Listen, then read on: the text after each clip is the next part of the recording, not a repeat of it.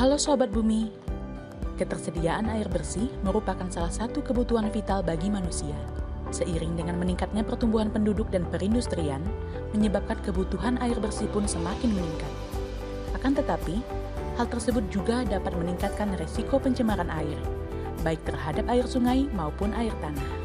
Tahukah kamu, kualitas air sungai di Indonesia menurut Ditjen Pengendalian Pencemaran Air dan Kerusakan Lingkungan, Kementerian Lingkungan Hidup dan Kehutanan tahun 2020, dikategorikan ke dalam 50% tercemar berat, 26% tercemar sedang, dan 15% tercemar ringan. Kondisi tersebut tentunya mengkhawatirkan, mengingat adanya potensi interaksi air sungai dengan air tanah yang juga menjadi sumber kebutuhan air bersih di Indonesia. Oleh karena itu, diperlukan suatu metode pelacak kontaminan maupun interaksi air permukaan dan air tanah untuk mengoptimalkan pengelolaan sumber daya air di Indonesia. Metode deteksi tersebut dilakukan dengan pendekatan komposisi kimia dari air tanah yang terkena dampak dan sifat kontaminan yang bergerak dengan kecepatan tertentu dalam air tanah. Metode yang dapat digunakan untuk deteksi kontaminan di dalam air tanah adalah menggunakan isotop stabil dan radioisotop. Karena transformasi fisik, kimia, dan biologi di dalamnya dapat mengubah rasio isotop pada air tanah.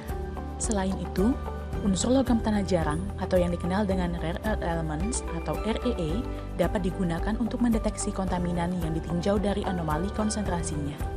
Isotop stabil dapat diterapkan dalam pengelolaan sumber daya air. Secara umum, studi isotop ini dapat dilakukan dengan membandingkan nilai isotop yang diidentifikasi sebagai sumber pencemar dengan nilai isotop pada daerah yang diprediksi sebagai daerah tercemar. Pengamatan ini biasanya dikombinasikan dengan investigasi hidrogeokimia. Hubungan antara daerah pencemar dengan daerah tercemar ditandai dengan tingkat korelasi di antara keduanya. Dalam hal melacak kontaminasi air tanah, jenis radioisotop yang umum digunakan adalah radon. Radon mampu mengindikasikan keberadaan air tanah muda dengan merunut interaksi air permukaan dengan air tanah, memperkirakan laju penyusupan air sungai ke dalam akuifer dangkal berdasarkan waktu tinggal dan laju infiltrasi, serta memprediksi laju migrasi kontaminan ke dalam air tanah, sehingga pengelolaan sumber daya air tanah dapat dilakukan secara optimal.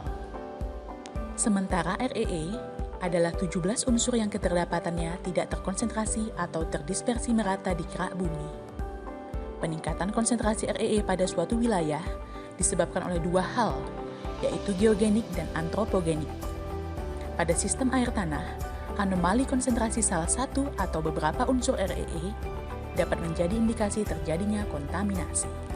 Dapat disimpulkan bahwa ketiga metode deteksi kontaminan tersebut sangat penting sebagai strategi dalam menunjang pengelolaan sumber daya air di Indonesia.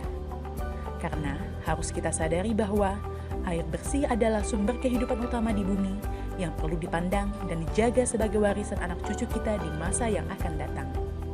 Terima kasih Sobat Bumi, sampai jumpa di lain waktu dan kesempatan.